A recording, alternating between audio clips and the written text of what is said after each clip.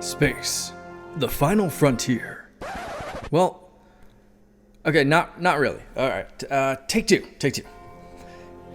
Here in the Mitten State, welcome to Code 47, bringing you all things Star Trek, spanning the quadrants, the best thing since the neutral zone.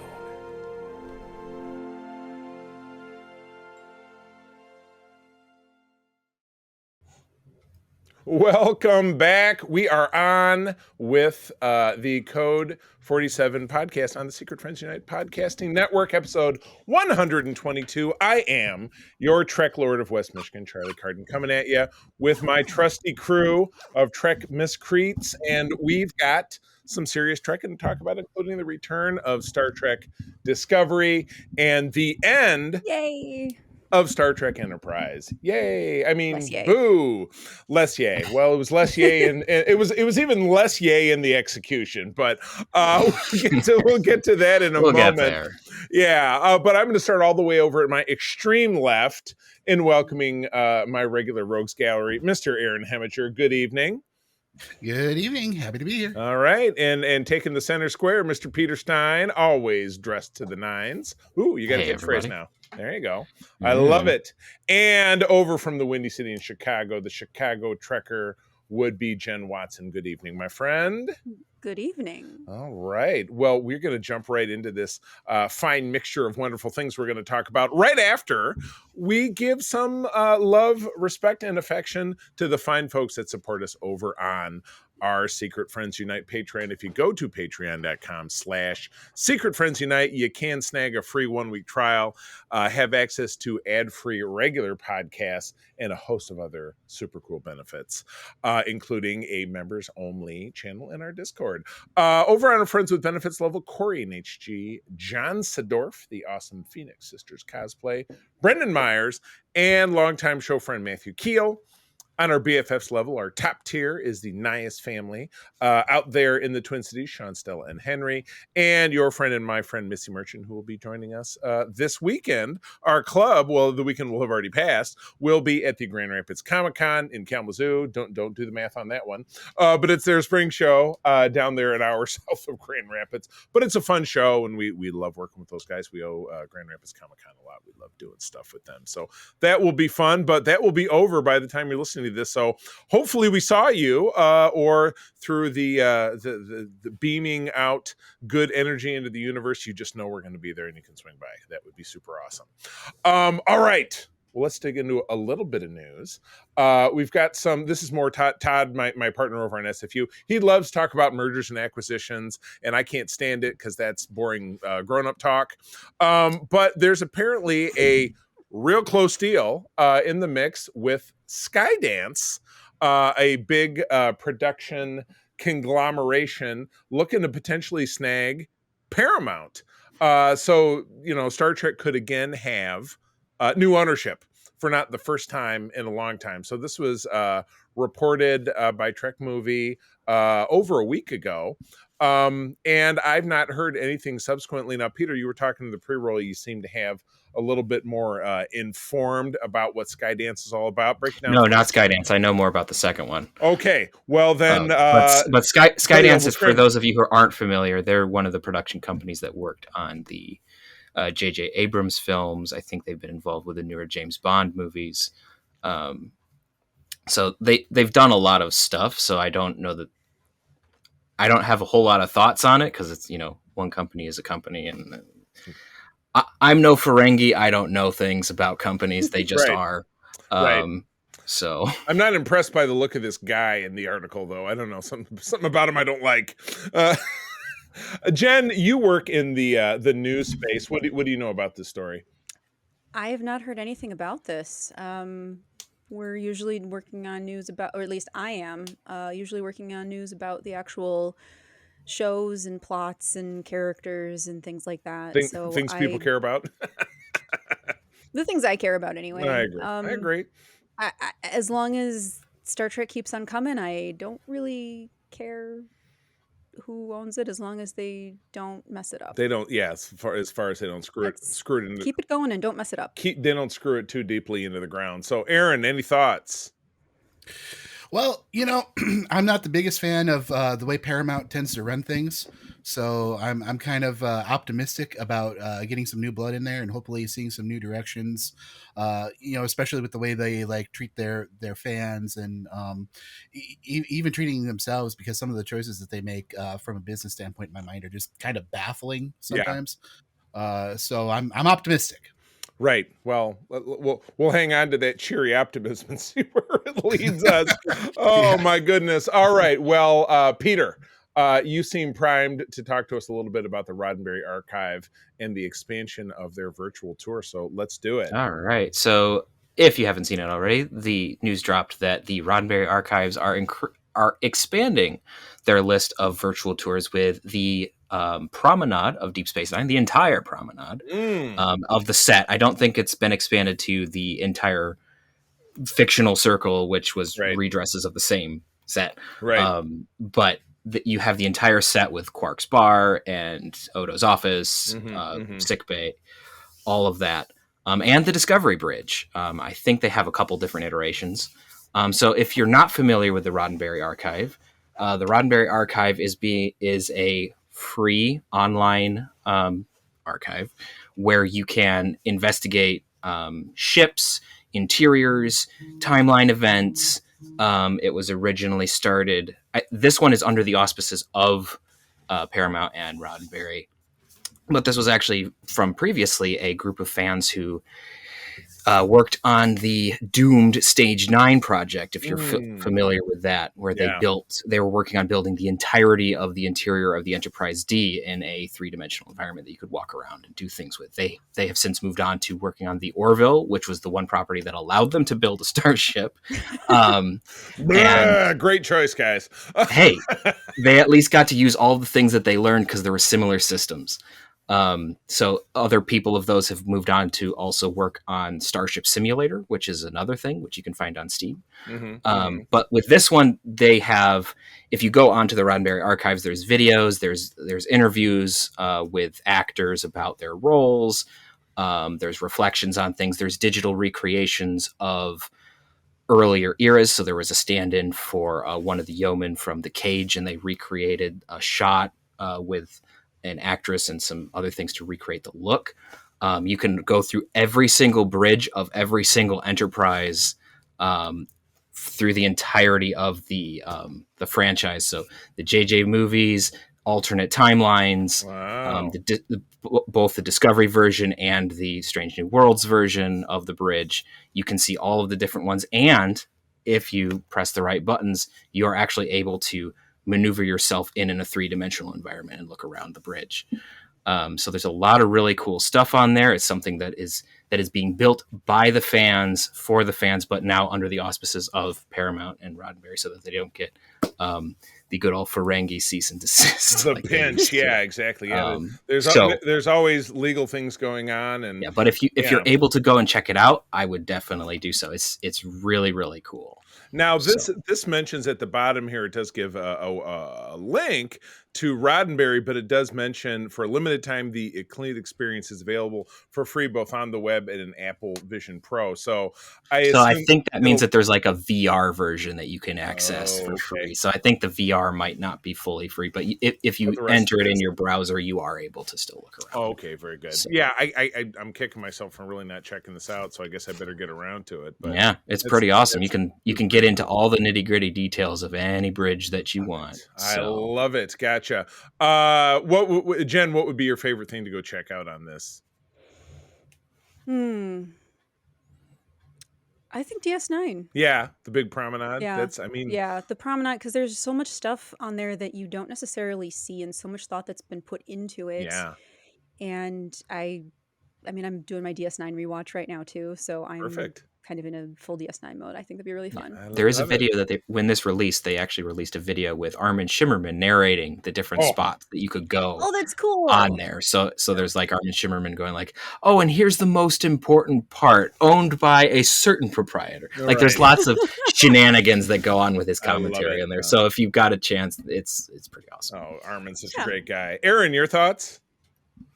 Oh, it sounds like a lot of fun. I definitely would love the opportunity to check out some of the interiors. I think I'd love to take a tour of the Enterprise D and get a real close, because that's kind of the one I grew up with, Yeah. and always been one of my favorites. So that'd be a lot of fun. Oh, Steph, cool. Well, again, at roddenberry.x.io is the web address.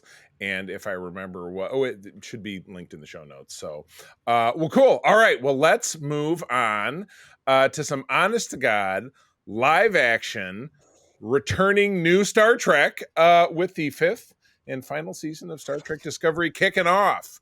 Now, I was very lucky. The wonderful folks at CBS did share this with me. It was right when we were getting back from the cruise, so beginning of March. So I had to rewatch these, and I even took notes the second time around, so I wouldn't be like, what happened there, guys? Because I know I do that a lot, and so I think it's very, very unprofessional. I don't like to do that. So, but I will. I'll give a kickoff. I'll read this little summary, and then we'll go counterclockwise as far as I'm concerned. So, Jen, Peter, and then Aaron, and bring it back to myself, and we'll all have our say. So anyway, season 5, episode 1 is Red Directive. Captain Burnham and the Discovery are sent to retrieve a mysterious 800-year-old Romulan vessel until the artifact hidden inside is stolen, leading to an epic chase. Meanwhile, Saru is offered the position of lifetime, and Tilly's efforts to help pull her into a tangled web of secrecy. Dun, dun, dun. Everybody's doing stuff. Jen, let's recap our overall feelings about Discovery. Where do you land with Discovery in the greater scheme of things as a series?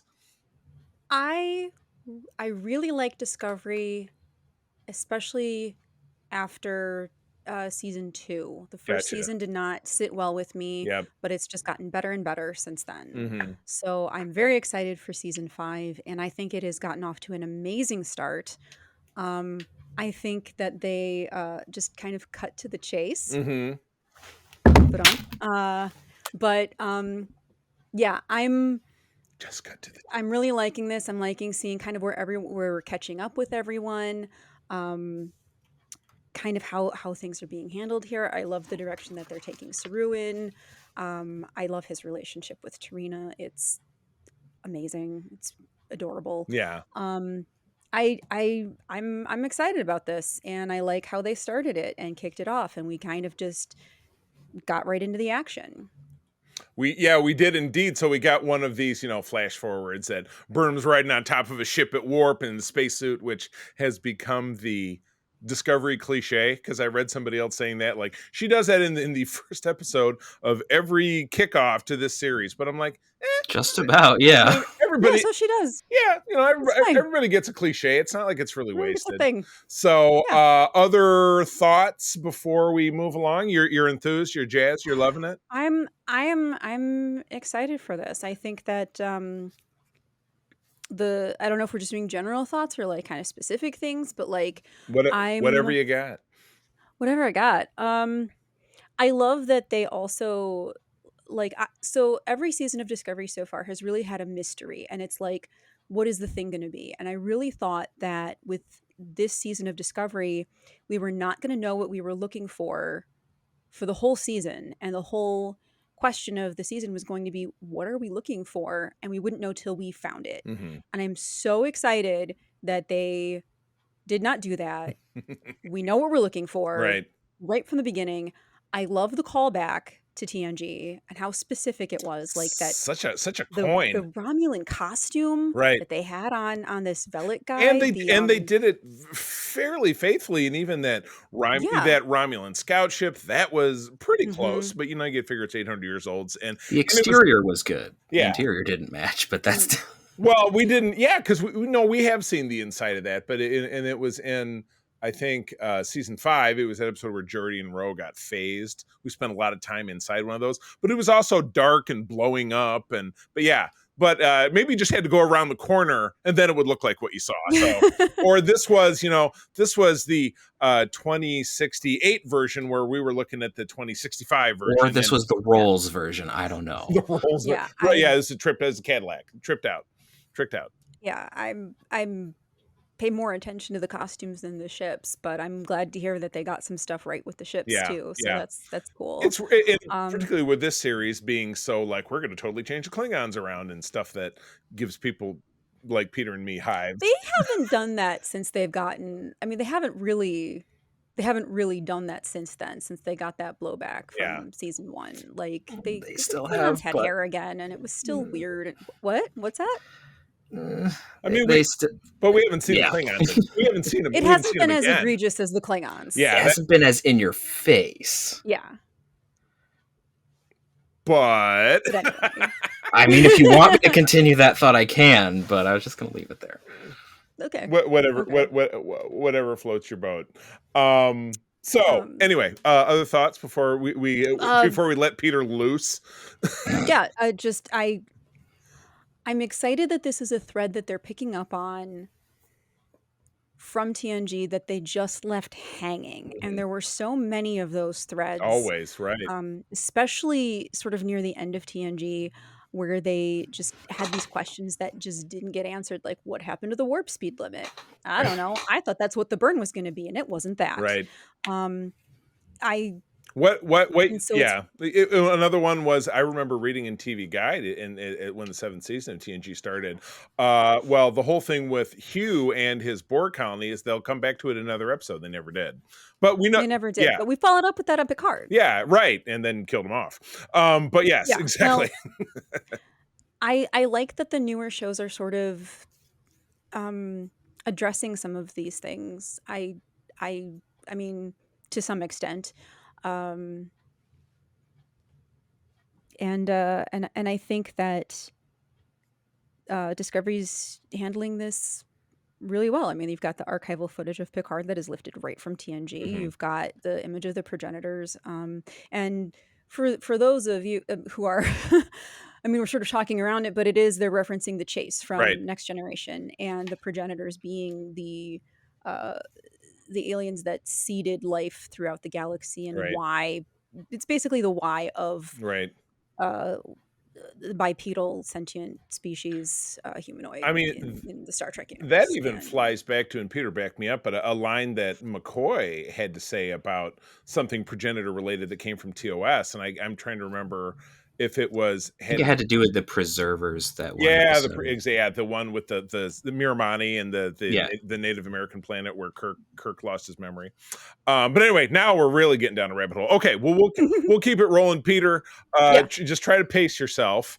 But give us some favorites if you can, and then potentially some things that were potentially not your favorite. So I guess if you haven't been following the podcast, disclosure, I'm not the biggest Discovery fan, which everyone gives me crap for, and that's okay. Just the way it is. IDIC. So I thought it was interesting how this one began in Media Race, where we had like the beginning and the chase, and then all of a sudden we switch back, and then it's like, 24 hours earlier or whatever. So that hasn't happened tons of times. So it was interesting to see them do that. There's only a handful of Star Trek episodes that do that, I think. Yeah. Obviously the one that's the most hilarious is Cause and Effect. Right. But, right. You really know what the hell's going on. Episode. I remember the first time I watched that one, I was like, did my disc skip? What just happened? I remember back here locally, Channel 3, which is out of Kalamazoo, always showed TNG in syndication. And a friend of mine remarked to me after that episode was on, she was like, did something keep skipping at Channel 3? Because I felt like they kept coming back after the break and it was the same act, Yeah, pretty much. Yeah. So I thought that was interesting. I did like how we had a second ship that was involved. Mm-hmm. I did like the introduction of the new captain, whose name's escaping me for some reason. Rayner, Captain Rayner. I have thoughts about him from the second episode that I'll save for that. Okay. Interesting introduction to him.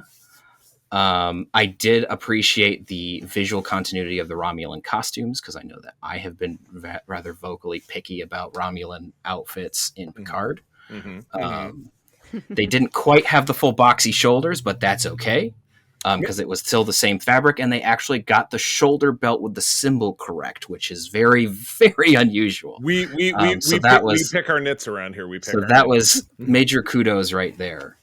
I did think that the interaction between Saru and Tarina was great. I'm a big fan of Vance, so I liked how he just kind of helped out Tilly. Yeah, that was hysterical. Yes. Yeah. So he was in the dark too. Yeah. And I just like that he's not a Badmiral. Like we get a lot of Badmirals, and so I'm glad that he's not. Yeah. So that's a plus, and it's interesting to see the Starfleet CNC actually doing something other than sitting in an office. Right. So yeah. Yes, Starfleet is, and it really underscores how different Starfleet is. Because Starfleet is a space station. It's out in the middle of nowhere, and it's behind a cloaking shield because so much has changed. Which is also what Rayner gets caught up in, both in this episode and the next. Yeah, the next one more so, because he's changed with the times, and now the times are changing again, and he's like Captain Maxwell, trying to go blow up some Cardassians. He's not switching back. So that really crunches on him. So, other thoughts before we keep it rolling? No, I liked this. This episode was a fairly decent start to the season, and I did like the callbacks to the chase. I do have concerns, which I'll bring up in the next episode, but I do like that we're connecting to previous things. Yeah. This was not the thing I was thinking they were going to connect to when they did bring up Romulans. Right. When they first mentioned it, was like, oh boy, what is this going to be? Are we just going to somehow have Thaleron suddenly be the biggest thing since the burn again? No, boy. But thankfully not. Yes. I'm more okay with this because it's not the Romulans being the whipping child of villains again. It's something else. Yeah. So. Gotcha. Thank you for the bait and switch discovery. I'm actually happy with that one. It was a good bait and switch. You don't get those all the time. All right, Aaron, break it down for me. Yeah, so for me, I kind of feel like Discovery has always been kind of a mixed bag. And I kind of feel like with this opening, I think that trend continues because there's a lot of what I like about Discovery in this episode, and there's a lot of what I don't like about Discovery in this episode. Yeah, I ran into a lot of that too. Yeah. So I think my biggest issue with them sometimes it feels like they're trying too hard to be Star Wars as opposed to Star Trek. And I kind of saw a lot of that in this episode with them going to the desert planet and then the speeder bikes. Oh my God. Oh, that. I forgot that was this episode, not the next one. That's why I took notes because, and again, I hadn't seen it in a month. So I was like, I better. Yeah. And that was one of the very first thing on my notes. I'm like, oh boy, speeder bike shootout. I said it's predictable, but it was fun, but it was super predictable. Yeah. You're right. It was fun, but yeah, definitely predictable. But yeah, so that's kind of like I kind of have a hard time kind of finding Discovery's identity sometimes because I feel like it emulates a lot of other things a little bit too much sometimes and isn't necessarily purely Star Trek, which is not necessarily a bad thing or a good thing. It's different and it doesn't always capture my attention. I really enjoyed the villains of this. I got to meet Elias Tuflexis at the last Hall of Heroes Comic-Con. I met him in Vegas. He was at one of the parties I went to. Super nice guy. And I met Eve Harlow. She was on the cruise and ran one of the trivias we did. And she's super, or one of the karaoke's we did. Super fun girl. Cool guy. Just absolutely real too. Like he spent some time talking with us and we chatted a little bit about Discovery. And I kind of was kind of bluntly honest with my feelings about Discovery, and he was really receptive about it. That's awesome. And we had a really good talk, and I feel like we really hit it off, and it was a lot of fun. So it was fun seeing him in this because it's like, hey, I know that guy. And that was kind of a exciting. Even though he's wearing a big old green head or whatever. Still know him. Yeah, still counts. Still counts. But yeah, no, I really love the call back to the chase and going back to the what do they call them? The progenitors, right? Yeah, preservers, progenitors. Pick one. Yeah, okay. The P race. The P. I see. They're calling them the progenitors. I could make that the progenitors in this. So far as we know, the progenitors and the preservers are two different I could but make that the episode title, but it's a little open to interpretation. So we'll pass on that. Sure. So far, I've Yeah, got no, Jen's Cut to the Chase as the name of the episode because I like it. I like that one, yeah. But no, I'm glad they're coming back to that a little bit. Like I was talking to Jesse when they brought that up, and I was like, okay, so they discovered this progenitor race in the 24th century, and it took until the 31st century for them to get around to actually looking into this. I'm like, they took their time, right? That's okay. There's a lot of stuff going on. Yeah. So I thought that was but I'm kind of glad to see them go back to, because I always thought that was kind of an interesting plot point and an interesting way of explaining why all these races look kind of inherently human in base, and we don't see any truly alien creatures, with the exception of like Tholians and Gorn and a couple outliers here and there. So I definitely want to see more evolution of that and see more of that and how that, is going to play out with this whole ongoing mystery and everything. I'm excited for it. Yeah. It's something I always wanted to see them come back to. I know it wasn't like the most popular thread point back in the day, but I thought it was interesting. Yeah. And I'm looking forward to see them. Well, they picked something interesting and unexpected to expand upon. And I think that is what I feel like is working for all of us. So as far as me, I like going last because I let you guys, it's not just all about me like banging the gavel and being the big guy. I have said publicly on a lot of social since I watched this, I think this is a series high. I think they're off to a great start. There's a lot of positives going on. There are some of the cliches holding back and characters that I don't enjoy that are still bogging me down, like Adira, and then you get Gray back again in a couple of episodes from now. I can't stand the two of them. I'm sorry. There's characters that they're just not for me. So they bug me. Sorry. I'm sure they're wonderful people in real life. And I know another super unpopular opinion. I've never been super fond of Tilly. And I know shoot daggers into me. But they try to cutesy her up and make her fun and an interactive part of it. And I don't know. And we fall into another group of, we're going on the first mission, so we bring in the away team. It's the captain and the helm officer and the comm officer. So it's like we're right back to TOS helm missions. It's not, I thought the first officer and because on TNG it was Riker and Data and Worf and they'd bring along Geordi if they needed him, and God forbid they needed Beverly, and maybe they'd pull in, Troy, but the captain would never go because that was the reverse of Starfleet policy. Now, in fairness, Burnham is from a time when they didn't do that, but still it just seemed weird to me. But I felt like it's still trying to plug in the helm officer, Owushikun, who they did some background on last year, and the comm officer, who I think that was actress Sarah Middich. If I'm not, I met her on the cruise last year. She was super nice, but I felt Discovery, when they fall the flattest, is when they try to shoehorn in the other bridge characters without really developing them, or they haven't been developing the whole live long day. When I really like sticking with the core characters. I love Saru. God, I love Michael Burnham. What a great character. And then meeting Sonequa on the cruise, she's just a great human being.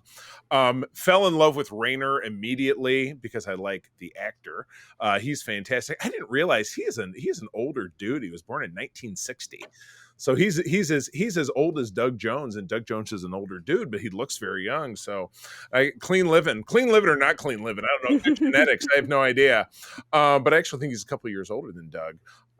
But yeah, those were we touched upon the speeder bike thing and so on and so forth. We run into both in this episode and the next one, the whole transporter thing. Everybody has a transporter, but there's always an occasion where they have to somehow be beamed from the ship. So you got to get back to the thing, or there's interference or whatever. So yeah, the transporter rules and the shield rules in this episode in particular drove me up a wall. Yeah. And the transport, particularly the ships, because there is no reason in the Great Birds galaxy that you need to dive bomb a ship into the sand. That was definitely you can extend your shields from above it. Right. That's all you need to do. Well, couldn't you also have used like the tractor beam with like a reverse polarity or something? Or the deflector dish. There's multiple things. It felt like of cool. Yeah. That's exactly what it was. And it just was one of those like, it looks super cool, and it was very JJ like, I hate to say it. It also fell victim to one of the sins that I will kick Voyage Home for, which is going to warp inside of a planet. Oh, right. Yeah. Because they did, once they picked up the whales, they were like, let's go. And you see them pull over a cloud and they're like, whoop. Yeah. Yeah, All right. which we do know that that causes major problems. It's a Yes. bad idea. Yeah. Well, Yeah, you're not even it rips a supposed to, hole. you're We not think even- that we're Yeah. burning a hole in the ozone layer. This Bad rips idea. away the atmosphere. not even- So don't do that. We're really using the atmosphere for anything. It's Yeah. fine. Yeah. We'll get another one. We'll pick one up at Walmart. It'll be fine. Okay. Moving on. Oh, moving on to episode 2. Where apparently we're going to Tatooine because it's called Under the Twin Moons. Or some. Oh, we had Tatooine in the previous episode, so surprise. It's yes, And Tatooine is 2 suns. moon, suns. Yeah, You know, that's true. there's the forest moon of Endor. You know, how many nits do you want to pick? But All yes, of you got a them. good point. All All of the them. nits. Yes, all the nits. On Saru's last mission is Captain Burnham's number 1 because he accepted a ambassadorial post, which was hinted about. The team ventures to a seemingly abandoned planet to hunt for what might be the greatest treasure in the galaxy. Well, that's very bland. But that is essentially what they're doing. We're going to a desert planet. We're going to a jungle planet. So we get, we are doing, like Peter said, like Aaron said, we're getting very Star Wars-y. Like, let's pick a different planet atmosphere to hit each time. But anyway, it's not my turn to go. It's Jen's turn to go. Give it to us. You can go. It's fine. Oh, okay. Why? No, I'm good. I'm good. Okay. So this reminded me of the TNG episode where they had the automated weapons. Arsenal on of the Freedom. planet. Yep, that's exactly Yes, what it the Arsenal reminded of me of Freedom. too. And Same that's, here. believe it or not, after we're done with Discovery, that's our next random episode. Is that one, if I'm not mistaken? Oh. So we'll be talking about that Interesting. in a couple of months. Fantastic. Isn't that weird? Shampoo bottle Echo Papa. Reminded me of that. Was waiting for them to say they were from the good ship Lollipop or something. But Yeah, Bryce, so- where did you come from? I was over there. Okay. That episode. So I liked this one too. I liked the relationship between Saru and Burnham has evolved. They So really hit good. that home in this one. Mhm. They kind of made it seem like maybe Saru was going to die. I'm glad he didn't. Well, because sometimes when you really push someone's like, oh, it's their last mission, and you like really kind of reflect on the character's it's the journey, like from retirement. It's the buddy cop speech. yeah, it's I'm that getting too big. old for this shit. Telegraphs to death. So I'm glad that they didn't do that. Yeah. I think an ambassador job is perfect for Saru. That really is good for his Action Saru.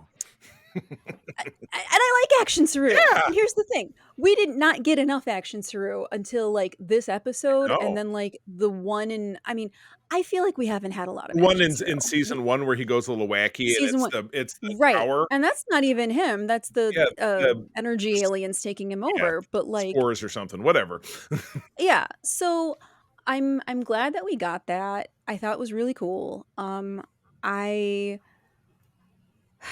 think that they came to the realization of the Romulan poem. I felt like it was a little too easy Mhm. for them to find that and to kind of like move. Oh, it must be under the stone Yeah. because we know of this and that. And it's like, Right.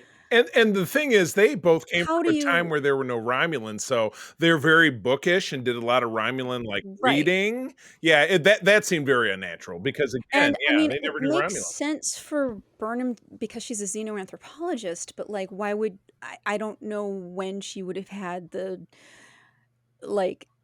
Why would she look into Romulans? And why would she, I and don't- why would she know it so like off the cuff? Right. It's not like, well, let me look I in my don't know. guidebook. Yeah. I'd expect Saru to know that more because he's the one who's dating the president of Navarre. Right, so yeah, exactly. But anyway, I like one of the. I don't have a lot of complaints about Discovery, but one of the complaints that I do have is that the answers come a little bit too easily That's fair. to everyone, not just Burnham. It's an everyone thing. Mm-hmm. But I understand too that we are pressed for time in a certain amount of in a certain way. Mhm. So the answers must come. Yes. before the end of the episode. Right. That's very I do like that Voyager. it was. Always happened in the last 10 minutes. Like, oh, I God, we like got, that it was yeah, contained though. yeah, Like, yeah. I agree. I like the episodic nature that this season seems to be taking. That's good. I'm not sure what to say next, but I'm sure I'll think of something. You slide right back in. That's okay. Yeah. Oh, and I wanted to also mention the android Oh, that we Fred. had yes. mentioned before. Fred. Yeah, that Yeah. actor. Was that in the previous episode or was that in this? Yes, that was the previous. That was the previous episode. Gotcha. He It was not this that one. actor seemed very familiar, and I didn't take the time to go and look him up, but Yeah. but I think he may have played the androids in Picard season 1. The ones Oh, that there did the you whole, go. There you go. rebellion thing. That would make So sense. he was Yeah. part of that crop, but The hairless ones. You know. but he got the hairpiece. He was like, I'm Yeah, outta he here, got but hair I'm this taking the time, hairpiece. so. Yeah, exactly. Mhm. No, I totally dug him. That's where I think he's from, Yeah. but I could be wrong. And it was super cool that he was, an 800-year-old android because, of course, Data would have also lived and did end up living to be that long, and he could still be around in this time frame. You know what I mean? There's nothing to say because he was back alive again at the end of Picard season 3. Well, I think there's things with Data particularly that he wouldn't be based on Picard season 3. Right. But if they put Lore back together, Lore could be around. Yeah. Which would be a horrible day for everyone, but he could be. Yes. But it's grand storytelling. All right, let's keep it moving. Peter, what do you got?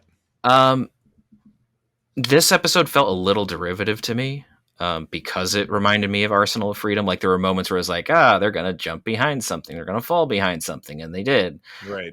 Or they're in between the time that the thing activates and the transporter won't work. So it was just right. And so there was a little that was like, especially because they're a little wishy-washy with how the transporters work, which just annoys me anyway. Yeah. One thing that I know I'm probably going to be the only one that really picked up on this, but the statue that the things came out of reminded me of an alien from Mass Effect called the Batarians, which was hilarious because I and others have been poking fun at Picard for borrowing heavily from the Mass Effect series. So it was just one of those like, is this really what you want to do? It's all one. I mean, whatever, but I thought it was funny. Deliberate nod. It could have been. I just thought it was funny. Yeah. So where it was just like, oh look, a Batarian, funny. I thought it looked like a Celestial from the MCU with the multiple I think it eyes. needed another level of eyes, but yeah. The my point of reference statue thing. I see that now thinking about it. So yeah. So that was interesting. I did think that the Romulan poem was a little Yeah. They did get it a little bit too quickly. I also have not been a fan of the everything about Romulans has backdoors and all that. I actually got into a spat with Michael Chabon about that. He got very mad at me. What? Oh my god! Yeah, I got called names by Michael Chabon. By Michael, the producer of Picard. Yes, wow. I did. So yeah. So I don't like that part that they've inserted into Romulan culture. So I'm never a fan when it pops back up. Oh my god. So there's that. I'm interested to see how Rayner works out here because it's interesting that he's now he's going to be the first officer on Discovery. Right. Yeah. We wound up there. Yeah. And again, episode 3 has already dropped by the time we're talking. Yeah, I haven't seen it yet because I didn't have time today. We're just covering these 2 at a time. So So there's like. So there's a concern that I have with this because there's a trope that Discovery often does, I guess a cliche, which every show has. Mm-hmm. But often you have characters that go from being antagonistic or, an alternate viewpoint to Burnham and crew to becoming sycophantic is a little bit too strong, but it's in that ballpark. And team players? It's not team player. It's where they don't have their own thoughts anymore, which is irritating. So like, again, it's a little hyperbolic, but for instance, in season 3, with Admiral Vance, where he would like tell Burnham, hey, you're not doing this right. Hey, there's this. And I liked seeing that confrontation. Mm-hmm. And then later in the season, all of a sudden he was just supporting her and there wasn't any like, hey, no, we don't do this that way. So like I like that they're putting like a foil because Burnham as a character needs that. I think She does. she really does. I think that she's better when she has a foil. I don't like the and it doesn't happen in every show, but I just don't like when everyone's like, oh yeah, that's a great idea. Oh yeah, that's a great idea. We need the Worf, blow them all up, Captain. Right. Even if it's a no, Worf, we're not going to do that.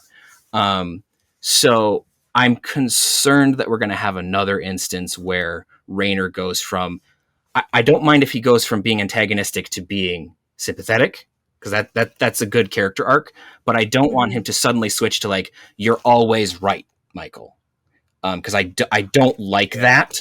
The thing, I'm sorry, I don't mean to interrupt. No, please. But the thing that I said that I liked about Rayner is that he is telling her very, in no uncertain terms, he is not going to do that. Yes. They said they implied that with Vance as well. I'm saying this is concern. I'm not saying they're going to do that, because they said that he said that he's not going to.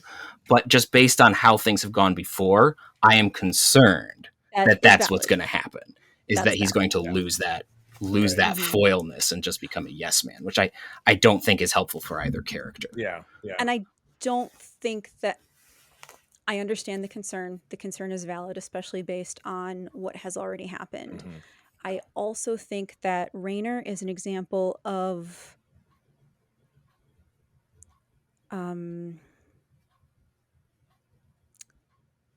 he's a voice that's been needed on Discovery, I think, because he is a voice from an earlier time, a time that has been a little bit more war torn. Right. Bit more of an outsider. Yeah.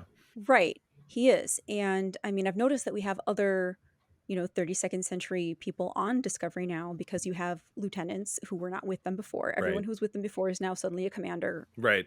For some reason. But or so you can guess with those stupid badges. Right. Guys was driving up the goddamn wall. Right. So little tiny chevron. Rayner reminds me of Shaw from Picard. He does. Right. Super grumpy. And super grumpy. Love it. It's not about being grumpy.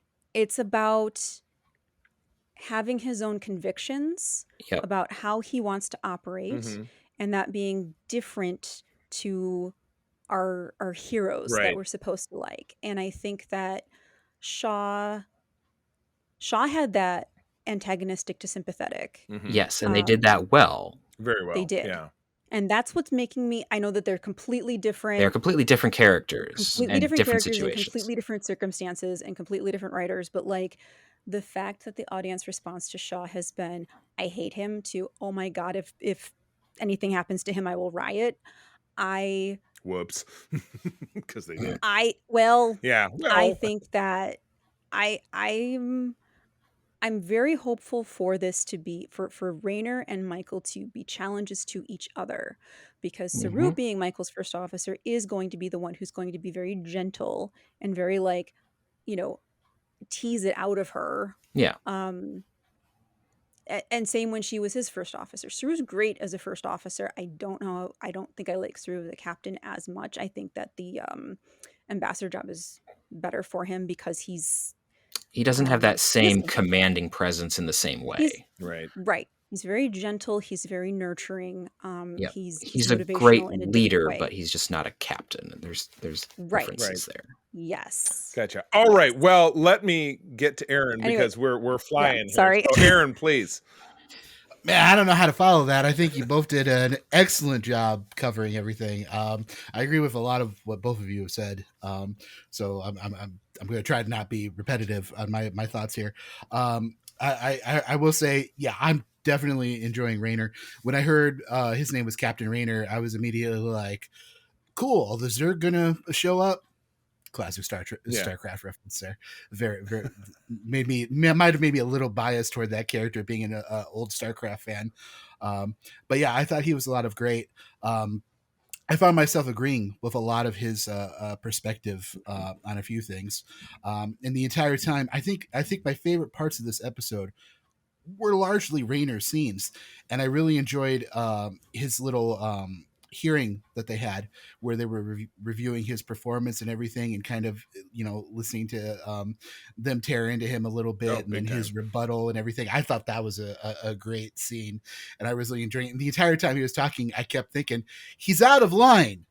but he's right. Yeah, it's like from Falcon and the Winter Soldier, right? He's not lying, but he's right. Yeah, exactly. Does that Exactly. well. Yeah, so I thought that was really interesting. I always love Saru. I think he's a great character. I love Doug Jones, and I love the character. And anytime he's in the scene, it's always a good scene. And I enjoy his relationship with Michael as well. And I thought that was great. This one kind of left me scratching my head a couple of times with the stuff going on the planet. I was kind of like, why are there only 2 of them going? Right. It seems to me like the away team from the previous episode of like, oh, there's 3 of them, but it's a weird, like, how do you pick these people? It's just just some of the choices they were making kind of had me scratching my head from a technical perspective, because I'm like, if I were in charge of this mission, I would have done this completely differently. Like I find myself criticizing a lot of the command decisions that are made on the show, from a character perspective. The one thing, I agree with a lot of what Peter said, but the one thing where it really kind of lost me in this episode was when they find this little artifact piece and they bring it back to the ship and they're putting it together and they're like, oh, it's a map. And I'm kind of like, it's the map to Skywalker. What? Yeah, exactly. It's a goddamn MacGuffin. Why do we need another MacGuffin? Oh, but now we have 5, and it's going to be the Red Angel. So we're going to go, and then we got to chase this thing. And that. So yes, it is. It's Puzzle Quest, is what I wrote down. It's Puzzle Quest. Yeah. So, yeah. But yeah, I mean, other than that, I think everything else has been said. This episode didn't do a whole lot for me, but it definitely had parts in it that I really enjoyed. Yeah. This is why I like going last, because I don't have to run over ground. I will bag on the fact, they had a Tilly in a deer scene, and I was like, just please get me back to the main plot line. I'm sorry. I know it's very unpopular to rag on these characters, but they're not for me. They're definitely for a portion of the audience. It's not me. They're for me. So that was something that Jen really enjoyed, and I can appreciate that. Got some good screen time with Culber, who I love, our little Ricky. If you ever watched My So-Called Life when you were young, like me, loved Action Saru. Were the aliens that put everything? Was that did they say it was the Promelians? Did I catch that, like from the booby trap? Yes. There you go. Boom. More TNG. I sent Peter a post from Instagram earlier today that was that old meme of Elmo where he's looking between 2 things. One of them is a big pile of cocaine, and the cocaine said TNG references, and Elmo just buries his face in the cocaine. That's kind of what we got going on here. But that's okay. You know what? That speaks to my heart. But we're going in a good direction. We're going to wrap this up because we've ran really long, which I love. But we're going to be back to talk about episodes 3 and 4 next time. I found these to be better than 3 and 4.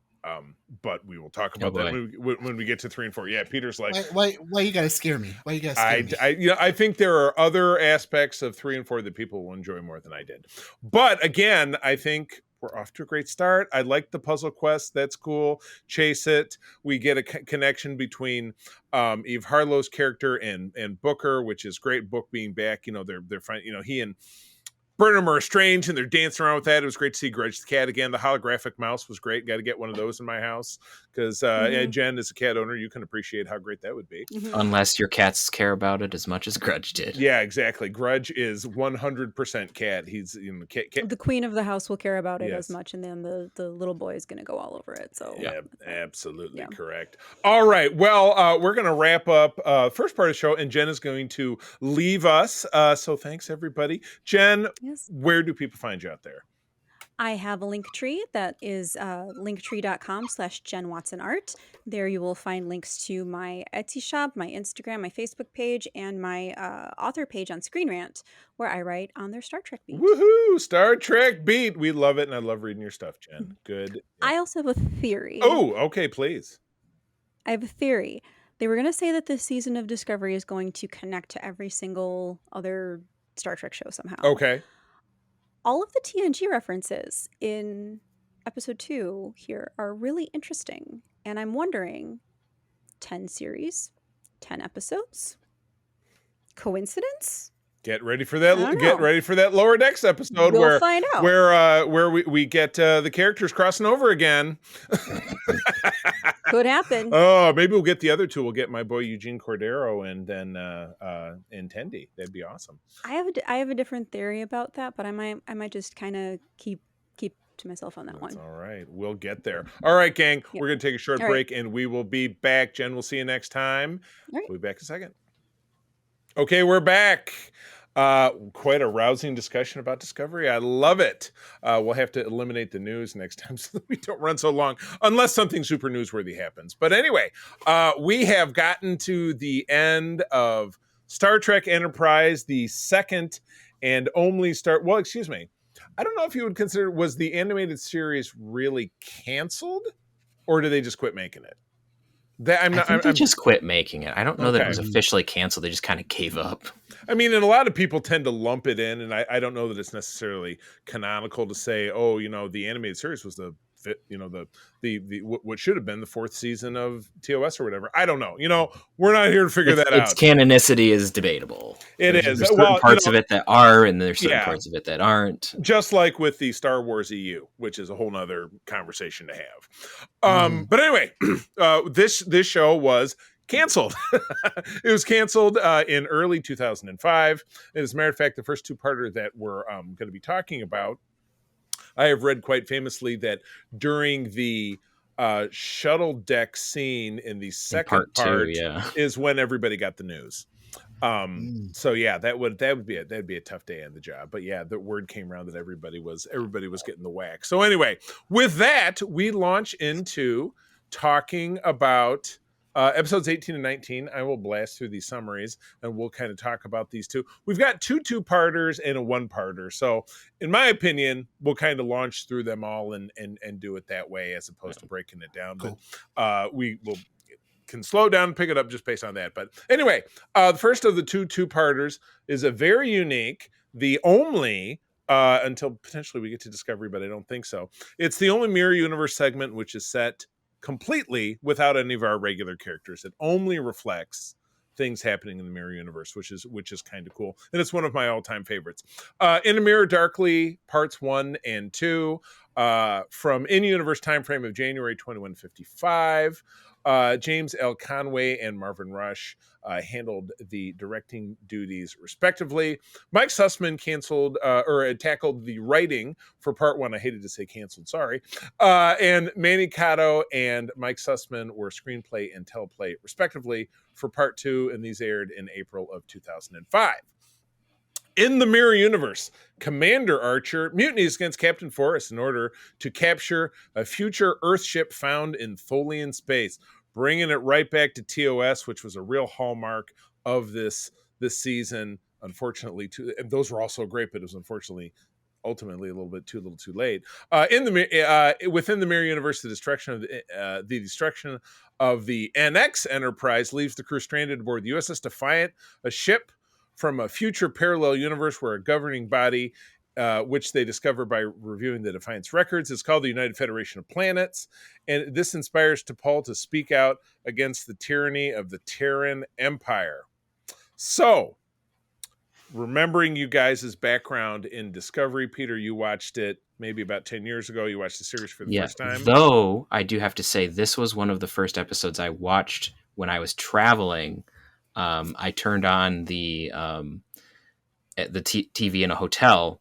Oh, and I think we watched the episode right before this, which was the Orion episode. Yes. I think. Oh my! And so we're like, okay, that's interesting. And I was like 16 at the time. Oh Lord, so that was an interest. And so we're like, okay, whatever. And then all of a sudden, and then In a Mirror Darkly started, and we're like, huh. And so then my brother and I sat and watched both parts. And we were up way too late because it was like, already 10 o'clock when this started. So my first full introduction to Enterprise was these two episodes. Interesting. Right at the end of the series. And then Aaron, you are new to the series overall.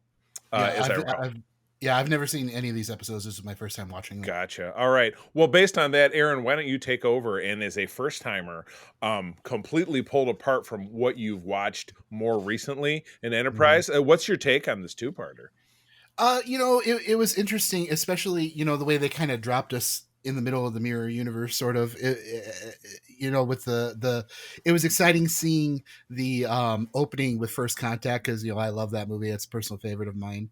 Um, and seeing the Vulcans landing and Cochrane coming up to greet them, and then they all pull their guns out and just blow the Vulcans away.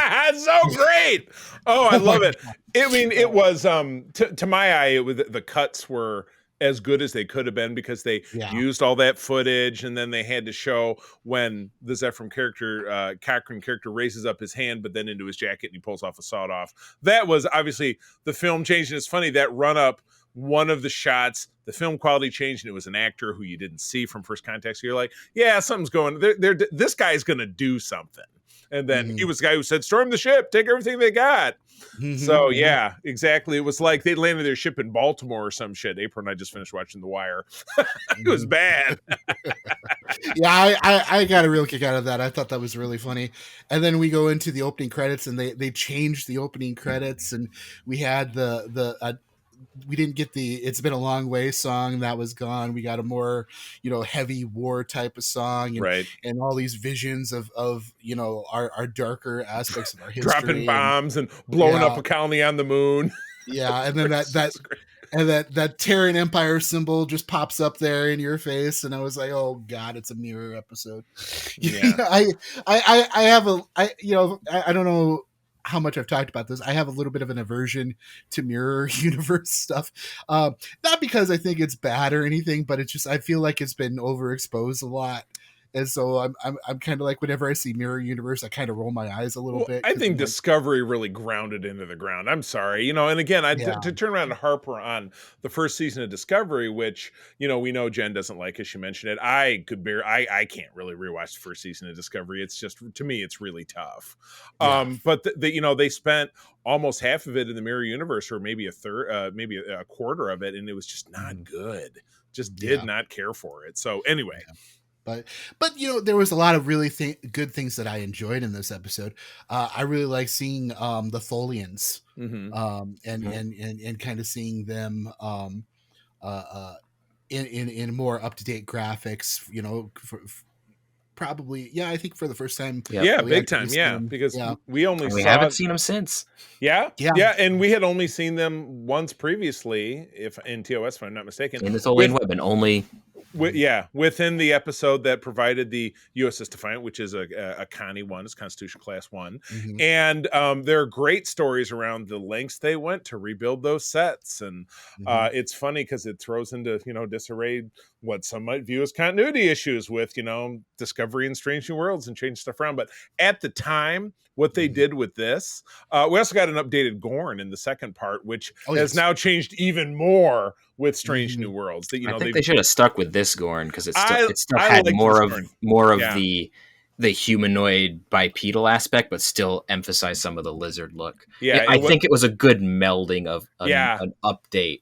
That's one thing that Enterprise did do really, really well, generally, was updating the makeup from TOS to something newer. Right. Like the Tellarites looked much better. The Andorians looked way better. Right.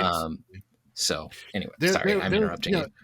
There's actually on that note, I remember a while back, there was a makeup magazine that came out, and they actually published the formula that they used for the makeup. And somewhere I have that recipe. Ooh. And we use it for a lot of our makeup and stuff when we do for the cosplays. Andorian makeup.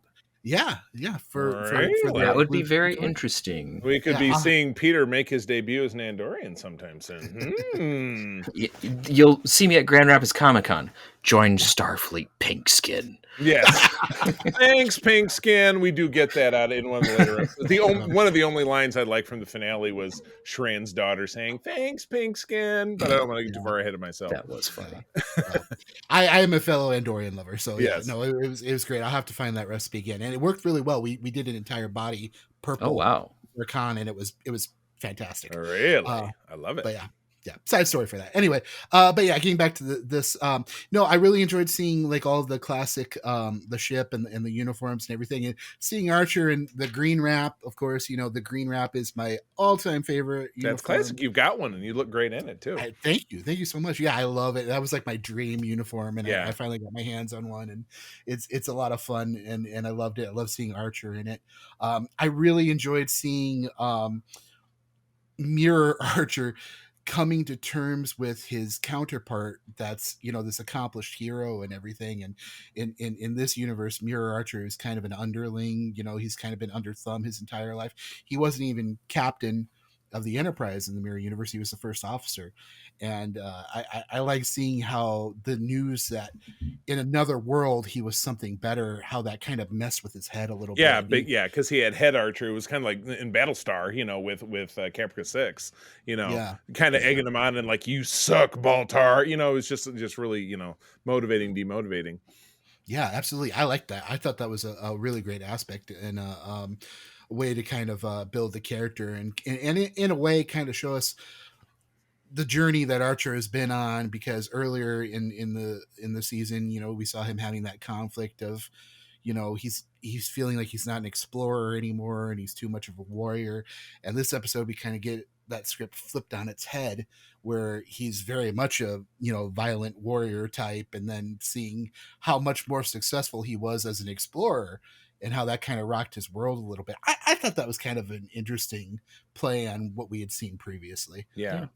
So I thought that was really cool. For but yeah, sure. Overall, those were my favorite beats in it. Just a lot of really good story to it. A lot of fun seeing a lot of the old Star Trek reference and the updated Tholians and the Gorn and all that. Those were fantastic and by far my favorite parts of the episode. Yeah, and that's I think, as I've read, a lot of what the late Manny Cotto did for this is because he was brought in as a major player, if not entirely, for this season, and taking the reins as the main showrunner and just really saying, hey, what really works is we start to draw closer to TOS is growing that connective tissue and seeing how we can flesh out some. Let's lean into the fact that we are a prequel to something we already know. Exactly. Instead of what I think was really lacking, what I really feel was the show set up the show for failure, is that in seasons 1 and 2, it was doing a lot of the same story beats we got out of Voyager, which was a lot of the same story beats that we got out of TNG. It was there's a strange thing loose on the ship, but it's also a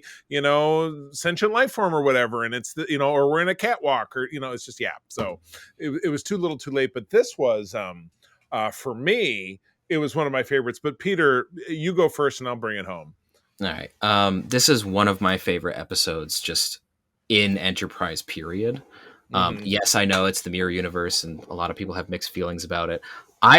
When I was growing up, I loved the Mirror Universe, mostly because my introduction to it was not... I actually didn't grow up with the Mirror Universe episodes from Deep Space Nine. I grew up, this is going to sound terrible, but I grew up reading the Shatnerverse books, which bring in the Mirror Universe. Not actual Tech War, though. No, I'm just... No, not Tech War, but the Star Trek ones where Kirk comes back. Then they dig him up and reanimate him. And there's this whole thing, and how they bring him back is kind of, whatever. But like the rest of the story, there's this whole arc where they deal with the Mirror Universe. And so for me, that was my major introduction, other than Mirror. Yeah, same. I also love those books. Those are great. Yeah. So that was my dealing with the Mirror Universe, where it was like it was more militaristic, it was more intense, and you had characters who were devious and did all these different things. So for me, when I first saw this, the Mirror Universe wasn't played out. Yeah. And so I really liked seeing that and seeing how like the technology isn't quite as good, but like they're still cruel, and you have like Marines, and you saw the beginning of the agony booth and all of this stuff. Like, everyone jokes about how like Dr. Phlox doesn't have medical ethics. Well, here's the version that really doesn't have medical ethics. He's so nasty. And Reed is, my God, he's the worst. Reed is horrible. So, but there's lots of really awesome stuff in here. We see Saval as a Vulcan freedom fighter for all of like 5 seconds before he gets blown up. He was trying real hard. Yeah.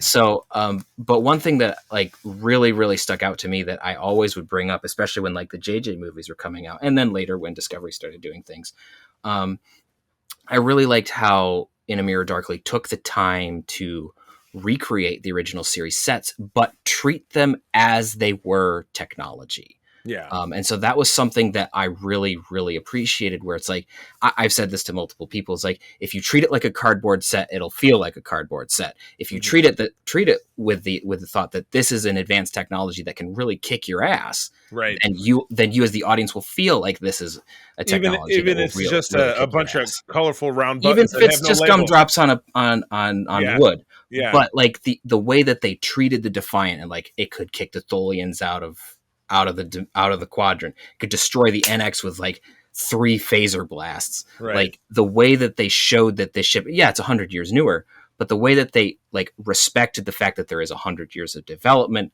and then we're like, yeah, it's the original series, but it's still technology that is advanced and can do a lot of things. We're not going to treat it like cheap. And so Yeah. that's one thing that I really, really appreciated about In a Mirror Darkly, especially like how you shoot, how you light really changes how Yeah. you perceive those sets and that ship. So I think like, especially in a Mirror Darkly, they did more of the TOS style lighting on the exterior because that's just kind of how it worked. Mhm. But I think that it does. I think these episodes really show how, if you light them and if you treat them properly, there is a way to bring TOS visuals into the modern media. Right. And so, right. So I know this is a little bit of a rant, but this is why I point at these episodes of like, Yeah. there isn't a real reason to do like a major visual retcon of stuff, because if you take the time and you honor what happened before, there is a way to still make it new, make it a big deal, but still be tied Right. into what it actually did Relevant. look like. And I'm not past like adding details, because they did change certain things on the sets, like some of the angles were different, and that's Right. fine. Well, and But- in fairness, it was a different ship, and even though it's virtually identical, it's going to be a couple of twists and turns. And they added something like they did an MSD when Reed was doing his presentation, like, we think the Gorn is here, and they made sure that the screens above did do things, which they did do in the cage and where no man has gone before. So like Right. they brought that back in. They added more Jeffries tubes in a really interesting way. They added more functionality to certain things. They showed you what certain things that we just kind of saw hanging off on the edge did. Yeah. So there were lots of really cool nods, lots of really cool things that I thought that helped. This is the one show that like embraced TOS and brought it in. Like Right. Trials and Tribulations did too, but not in the same way, because they were like bouncing back and forth. Well, and it was certainly more satirical, where there was nothing about this that was satirical. Yeah, whereas this one just like full embrace of TOS, which I really love to see, which I know some people don't care, some people don't like TOS, that's fine. But this was something that this was one of the episodes that really shows how Manny Koto really wanted to bring that full circle of Enterprise back into TOS. And so I think that that's one of the things, story and everything, which is amazing aside, this just stands out of the love for Star Trek. Right. And so that's why I agree. really love this episode. I mean, this to me was an episode that in the end, it was the, how do they describe Raiders of the Lost Ark? If Indiana Jones wasn't there at all, nothing ever would have changed. Because this was completely all self-contained, it really didn't change anything with our characters that we saw when the next episode picked up, which was totally fine, because it painted with a broader canvas that taught, okay, well, how did technology jump forward in the 100 years between this time frame and then when we meet Spock with the goatee, and why is everybody so why are the Vulcans different here than they are in the Mirror episode of TOS? So we have 100 years in between. The only person you could really root for were the Vulcans in this, because they were trying to do their thing. Ultimately Saval dies, but T'Pol lives. There's a great non-canon, beta canon series of novels after this that I read that I really enjoyed. I don't remember all of the details, but T'Pol survives and she goes on and does a bunch of stuff and yada yada yada, and it makes sense how that leads to the Vulcans being a little bit less, like the redheaded stepchild that they appear to be in this, by the time we get, to TOS, where, they're ordering Spock to, kill Kirk and take over, where that's not something that would obviously happen within this time frame. So this was great. Archer as a Mirror character he's trash, and I love that everybody is trash. you're not rooting for anybody. Even T'Pol is, she's within her ethics. She'll do a 69 mind fuck on Trip to distract him. She says, well, I lured you away from engineering by saying, we'd bang, and then she mind blops him so that she can mess with the engines because she's trying to stick to the mission. So everybody has their like really bendable ethics in this, and then some people are just trash. Hoshi is trash, but she wins in the end. And by just kind of jumping from bed to bed and just overall being nasty. I know the actors in particular always talk about, I really love these because I could, dig my teeth in, like Nana Visitor, who we'll see this week in the Grand Rapids Comic-Con, really got to dig her teeth in when she played the Intendant on those DS9 episodes, which from some ways, some of it were serious. And in the end of it, they played it off. It got a little silly. The last couple were pretty silly because they turned them into Ferengi episodes. But anyway, we'll talk to those once we get there. So, well, cool. All right. Yes. Good stuff. All right. Two-parter number 2. Oh boy. And this is, it's a really short description, but we have episodes 20 and 21 are Demons and Terra Prime in universe, January 2155. We got LeVar Burton directing part 1, Marvin Rush directing part 2. Manny Cotto does the writing for the first part. And then part 2 is a screenplay by Andre Boreamis. Manny does the teleplay. And helping with both the screenplay and the teleplay are the Reeves Stevens, Judith and Garfield. Aired in May of 2005. A xenophobic faction of humanity threatens to undermine talks to form a new coalition of planets. A human isolationist leader, aka RoboCop, threatens to destroy Starfleet Command unless all aliens leave the Sol system immediately. This one also got a what if spinoff that I remembered enjoying quite a bit. So, Peter, you snuck in the first "Oh Boy," which is, of course, very famously Scott Bakula's character, Dr. Samuel Beckett from Quantum Leap. That was always his catchphrase. Oh, that was his, it was. Yes, it was. So why don't you take us off? Okay. So this is really the finale for the show in a way. Yeah. Well, yeah. I mean, chronologically, it is. Yes, you're correct. Yeah, chronologically, it is. But boy, what happens? Like, we deal with extreme xenophobia of like aliens, like people trying to kick aliens off of Earth. The interesting thing is that we get a little bit of an insight into why Terra Prime wants to do what they do, and at face value, like, you understand it. Like, the Xindi wiped out a whole bunch of human beings, and so just go away. It's a gut reaction of, no, this was horrible. So, like, you get it, but at the same time, you're like, dude, that's dumb. Yeah. But like, we get a whole bunch of that. We get a whole bunch of like, there's a spy on the ship, and they're trying to figure out who it is. You have a tie back into Section 31, where Archer orders Reed to go reestablish connection, which I'm sure if there was a season 5, we would have gotten even more Section 31 shenanigans, because now Reed is considered to be in his debt. And do keep in mind that will be the topic of our next episode in segment 2. So we'll talk about the hypothetical season 5 of Enterprise. So we'll have lots of time to expound on that. We also get not exactly, but we get a child of Trip and T'Pol, which everyone was kind of like the will they won't they sort of deal throughout the most recent of season 4. Right. It's not their child because it was genetically created in a lab. It's a what do they call it? A strand cast? Isn't that what they call them in Star Wars? It was a strand cast. Yeah. So we get that, and we have the interesting thing is that we get also this whole thing about there's the hypocrisy of the xenophobes, where it's like you're saying aliens need to stay away, but then I'm using alien technology to heal myself from issues that I have. Peter Weller's character had a version of arthritis or something like that. So he had a congenital disease. So an interesting side note of a character that we see in video form is Colonel Green, who we haven't seen since the Savage Curtain. So it's a deep cut, but it's a character that was around after the Third World War that called for culling of genetic anomalies. Right. So it's kind of, and you see which is interesting. You see how someone idolizes someone who is an absolutely horrible person. Right.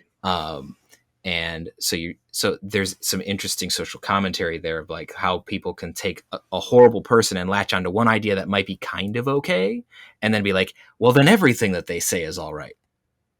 We're not touching that one. That's not a good idea. I mean, we know exactly where the parallels are in here for 20th century Earth. So that's what they were touching on. Yeah. But it's just interesting to see how all of that pans out. It is kind of funny how the main weapon is a mining laser. Like it's a mining ship that like suddenly can go to warp. Right. Okay. Huge freaking lasers. He's very doctory. Yeah, I mean, it's a laser that's supposed to blast comets.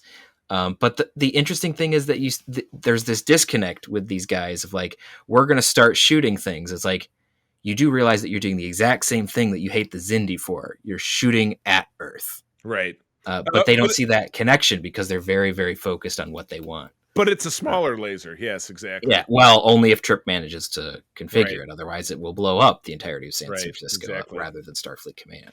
We get one of Paxton is the character, RoboCop. It's Peter Weller who was RoboCop, which is what it referred to.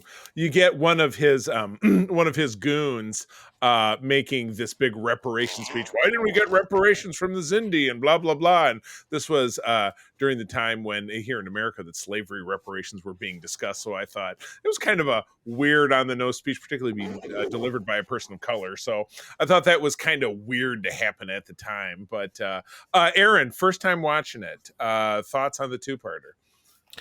I really enjoyed this two-parter.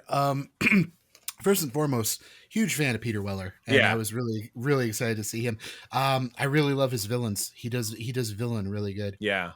We of course got to see him in Star Trek before in Star Trek. Yeah, and he was into darkness, unfortunately, but he was a good part of it. Yeah, Admiral Marcus in that. Yes. Yep. Yeah, no, that was a lot of fun, and I had that in the back of my mind the entire time I was watching this. I'm like, are we seeing a relative, a distant descendant of Admiral Marcus? Is this come around again later? Turns out not. Yeah, no, I guess not. But it was a lot of fun to speculate, and seeing him just, gosh, he's got such a commanding presence, and he's a great villain. And this is one of those episodes that while I was watching it, I was thinking to myself, if I was watching this when I was a teenager, I'd be thinking, wow, this is kind of out there, and this is something that would, never ever happen. And now I'm watching it today, and I'm like, wow, this is really topical and relevant to everything that's going on. It's pretty terrifying. Yeah. And like I said, and like the xenophobia, but then the selective, but I'm also using alien DNA to help myself out. So that part especially, exactly. So picking and choosing which parts of your radical ideology. But again, you got the sheep who are, like I said, the guy who's speaking in the mind, and he's like blah blah blah, and everybody's like where we don't need to dig too deep into that, but the parallels that exist in 2024 are terrifying. So that really was an underscore, I think, watching this again. And as a finale of the series, unintentionally, or I should say not unintentionally, but potentially more unintended, because I think as we get into talking about the finale, which Rick Berman, who co-wrote it, who is frequently demonized as someone who just both behind the scenes and just overall in media, the person who presided over essentially the first golden age of Star Trek, that he and Brandon Braga, who wrote this finale, which we'll get into in a moment, called it a love letter to the fans, which I'm quite certain all three of us can refer that it is something else to the fans in the form of a middle finger. But, as this is a finale to the series, it had some elements that had things move forward with this, like that scene between T'Pol and Trip at the end, where they're both, Trip's in tears, but T'Pol's doing as much emoting as a Vulcan can get away with, someone who has, neural pathway damage from Trellium D. So she's a little bit more emotional, and them talking about how they could have a child someday. And that was something else that when we get into this finale that just absolutely just gets railroaded. That entire scene was just trashed, and that just really burns my ass. But I there were parts of this that I really dug, and It was great. Peter, you touched upon the Section 31 part. I had mentioned that same guy. He was the Alien Nation guy, which was a show on Fox in the 90s. And then he was also came back and had a guest starring role in an episode of DS9 as a Starfleet captain. I like that actor, and I'm forgetting his name, but he was great. He was Harris or Harrison. I think Harris. So he was our first Section 31 guy back when Section 31 was kind of respectable, when we had the DS9 version to this. And then again, Discovery season 2, just kind of dragging it for what it didn't need to be. But anyway, great two-parter, loved it. As a de facto unintended finale of the series, we get like about 60% of the way there, as far as this is where I want to stop remembering anything that happens in Star Trek Enterprise, because then, unfortunately, we get into what is billed as the series finale. Episode 22 is called "These Are the Voyages." We get a star date in this one because this is not actually taking place in the 22nd century. This is taking place in the 24th. Star date is 47457.1, placing it within the season 7 TNG episode, The Pegasus. Alan Craker is the director, veteran director, so I cannot put that back on him. But it is written by the self-styled Dream Team, as I'd mentioned, of Berman and Braga. Final episode aired on May 13 of 2005. In the future, in hopes of receiving some help before making a difficult personal decision, Commander William T. Riker of the Enterprise D observes a holodeck simulation of the final mission of the original Enterprise, as commanded by Jonathan Archer, in the days immediately preceding the birth of the United Federation of Planets over 2 centuries earlier, season finale. And I'm gonna start this off with a single solitary sentence. What the fuck were they thinking? This is breaking this story. Pardon my French. I'm sorry about that, but what the hell were they thinking? I would rather watch Shades of Grey 10 times in a row, the TNG clip show from the end of season 2, than consider this. Come on, Peter. Give me that much. This is an abomination. It takes everything. I feel like it took everything that our characters did. Like I mentioned, the season, the way the previous two-parter ended with T'Pol and Trip having that wonderful moment, talking about there's still a chance for us, and they immediately plug in a scene from this that say, "Oh, it's been 6 years and we never got back together." It's like, oh, because they spend the whole episode doing the buddy cop thing. Because at the end of it, Trip sacrifices himself for a couple of random ass aliens to save the captain's life. And the plot line with Shran, it's like, after the last time you saw me, I knocked up the blind girl and we started a family. Now I got to rescue my kid, which is it's the most obnoxious trope in any storytelling, in my opinion, at all. You get Riker and Troy are the main characters of this. It's 10 years after the last two of them put on these old-timey spacesuits. Obviously, they've aged a bit. You can see it in their faces. You get Marina Sirtis. God bless her. I've met her several times in person. She's a firecracker. But she's not doing the Troy accent that would be appropriate to the time frame. So that kind of pulled me out of it. But that's a nit to pick. The TNG sets were not bad. You get a voice cameo from Brett Spiner that really nails it. I think that was the most accurate part of it. Jonathan Frakes, God bless him, does not look like Riker did in that episode. His hair is, they should toss him in a wig because his hair was thinner, which happens to me. My hair is thinner than it was 10 years ago. That's okay. It's just nothing about this worked. It was I take it back. I feel like watching that final scene where Archer's going to walk out and give his big speech, and then there's going to be the signing of that first UFP charter, when he has that great scene with T'Pol, which our characters don't even watch. It's happening and they're not there, because our characters are standing in the dais and listening to the other characters talk about what their plans are for the future. Manny Cotto gets a cameo. He's one of the admirals that is sitting behind our people. That's the only scene that works, is the scene that our people, that Riker and Troy ostensibly don't even see. And then it ends, and I'm sorry, okay, we get a part where we get the 3 Enterprises, going back and forth, and it's done in CGI, and you hear the 3 captains give their version of the, where no man has gone before speech, and then fade to crap. Just a failure on almost every level. 0 stars, do not recommend. Aaron, take it away. This episode had a lot of missed opportunities. I'm looking at my calendar right now because Star Trek Nemesis came out in May of 2005. Right. And this was October, or no, I think this I had May of 2005. That movie, right. I think Nemesis maybe came out at the end of 2002, if I'm not mistaken. I think it was. Okay. It was a holiday movie in 2002. I remember seeing it. Yeah, because Insurrection was 99. Yeah. Right. So and the reason I bring this up because it perplexes me that I like the idea of the holodeck. I like the cameo with Riker and Deanna. I thought that was a better part of the episode. But what perplexes me about it is that they picked the Pegasus timeline, a series of events for that to take place in.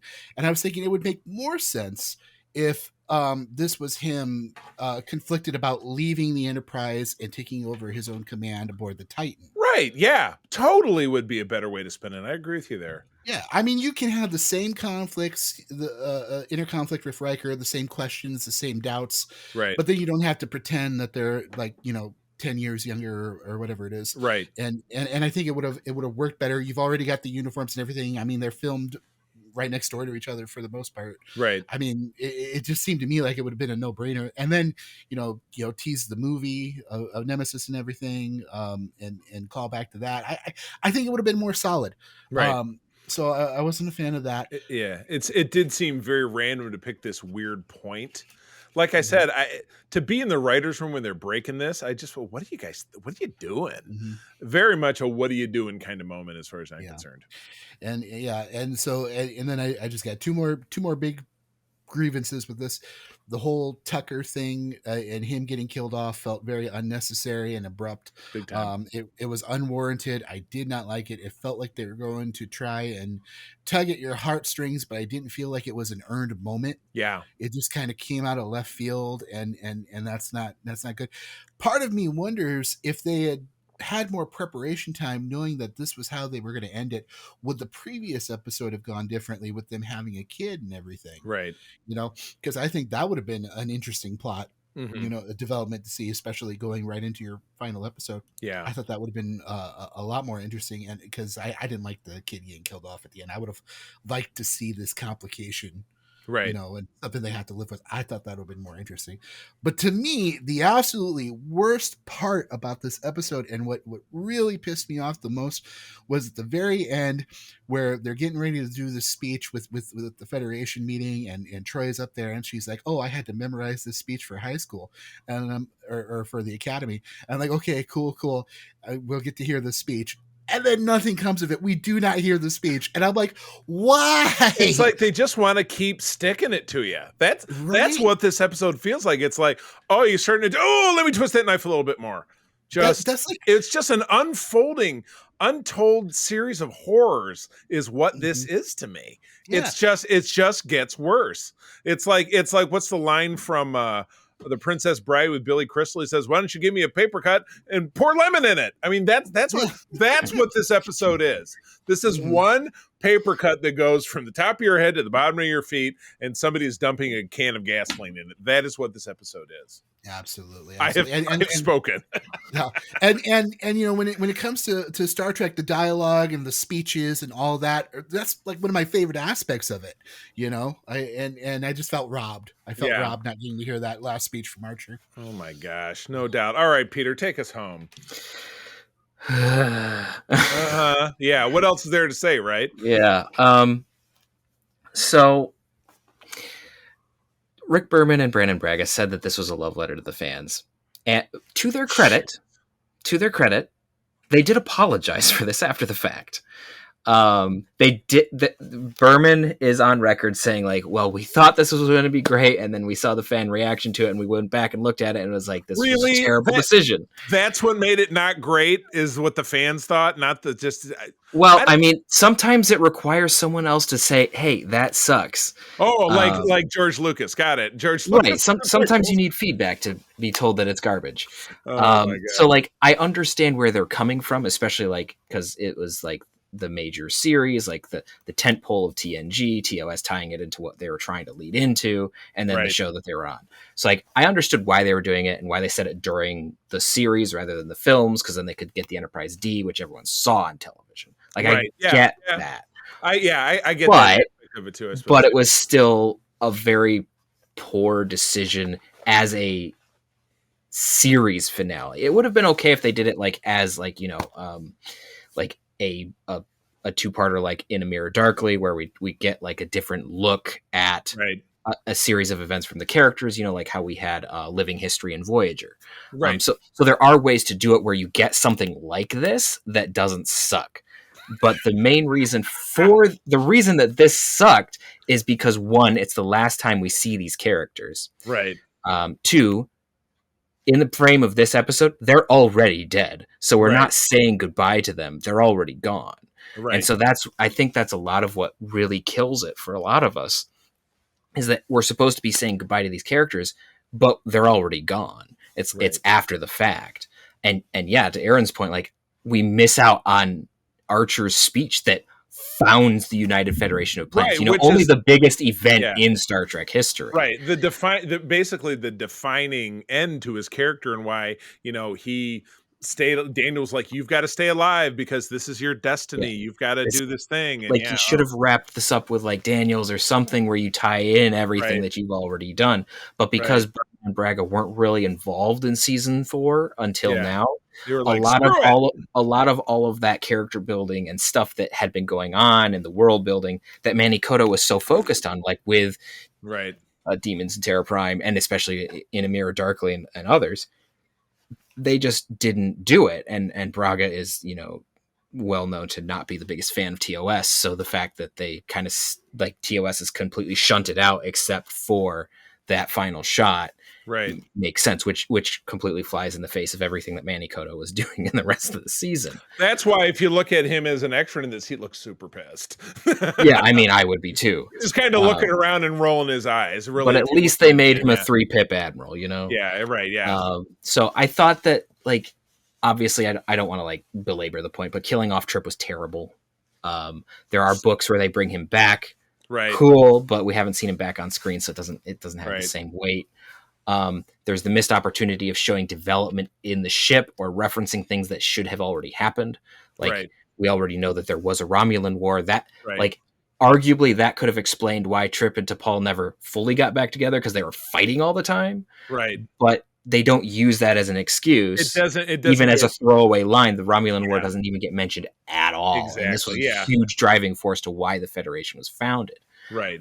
Which is weird, because Berman did know a lot of this stuff, but didn't stick it into this episode, which is odd, because if you read a lot of stuff about him working with Michael Piller and other people, like he did know a lot about TOS and all of these things. So you would think that he would be able to throw it in, but he didn't. And so there's just a lot of choices in the script with who was writing it are just absolutely baffling as to, like, you'd think that with these two writing it, because of their knowledge of the shows and their history, it wouldn't suck. And with Alan Croker directing it, it shouldn't suck, but it does. But here we are, or we were. And then we had like these attempts at character moments where, like, hey, let's get a little bit of insight into these characters that we're saying goodbye to, in the place of Riker playing the chef that we've never seen.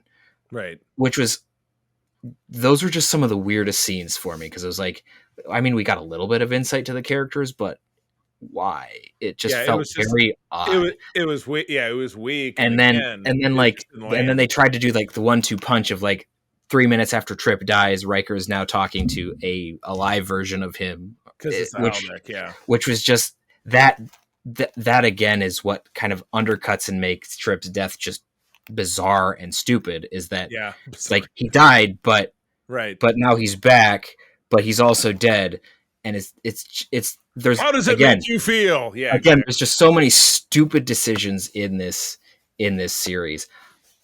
I do really like the final shot. I also like the thing with T'Pol and Archer. That was, I know everyone's been saying that was great. It was really good.